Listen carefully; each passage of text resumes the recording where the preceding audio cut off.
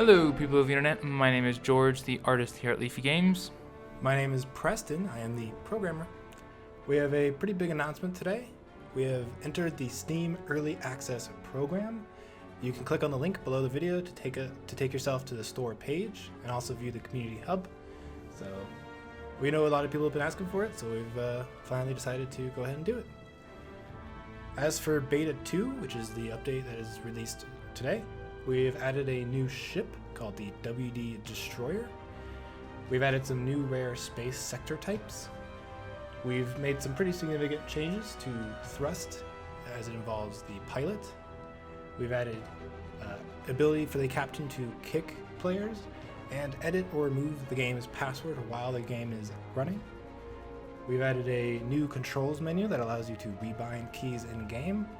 We've also added an in-game manual and credits that are accessible from the main menu. Without any further ado, we'll get into the details.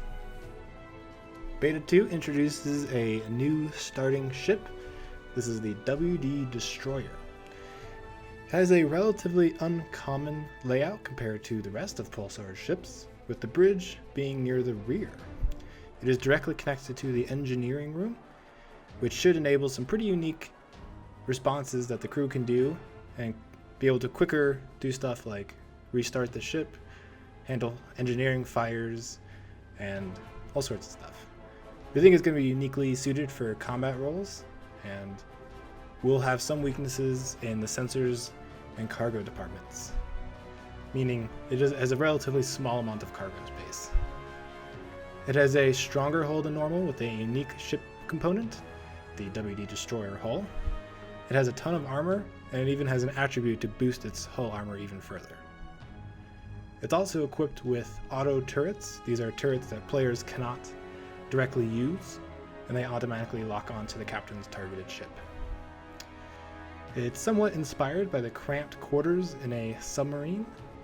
We think it has a somewhat unique feel, and we hope you guys really like it. We've added some new rare space sectors, including a black hole that can suck your ship in and destroy it, a nebula which greatly disrupts your EM sensors, and an asteroid interior which offers some unique visuals and some scrap to collect. Ship thrusters have seen a pretty big change in Beta 2. Instead of a single thruster component, there are now 3: the forward, rotational, and maneuvering thrusters. They all have a specific purpose and can be upgraded independently. They also have their own energy requirements. We did this because we think it can solve a number of current issues we've been having, as well as open up new ways for pilots to conserve and utilize the ship power. Pilots that use maneuvering and rotational thrusters for going forward won't be flying as optimally, and vice versa. The maneuvering thrusters can add their effects to the forward thrusters, but at an added cost to ship power. This also means that ships with super strong reactors have the ability to support all 3 thrusters at maximum output simultaneously. We have also added some new crew and game management settings for the captain in PULSAR. This allows the captain to kick players who are not being cooperative or not part of the team. You can use the overview menu and select the kicked option, and this will only work on players that are not the host of the game, so do keep that in mind. We've also added the ability for the captain to edit or remove the game's password, or indeed add a password to a public game at any time. This allows the captain to potentially start the game as private, let his or her friends join, and then make the game public to fill in the rest of the roles. So both of these settings are intended to give the captain more control in managing the crew. Beta 2 also adds a new controls menu. This allows you to view and edit controls a lot easier than before. You no longer have to go edit the bindings file to change your controls. You can do it all in game. To do this, you would select the control you want to change, click the key that you would like to edit, and then press your new key. You can also edit joystick controls.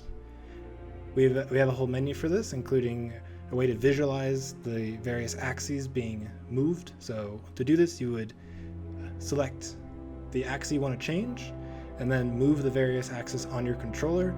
The axis should light up in the menu, and then you can easily select the one that you would like to choose. So this should just make it easier for people to rebind their controls and make it nice and easy for all players. We've also added an in-game manual. It's basically the same thing that you can find on our website, except now it's in-game. We think this will help new users get more familiar with the controls faster and without having to leave the game menu or the game window or anything like that. It can also be a useful reference for the more experienced players if they're playing a class or a role that they're not normally used to playing.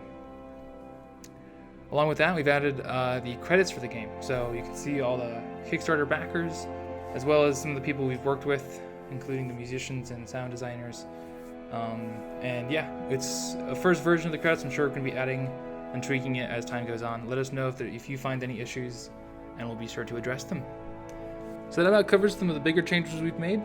If you want to know all the changes we've made, you can check out the link below for the patch notes.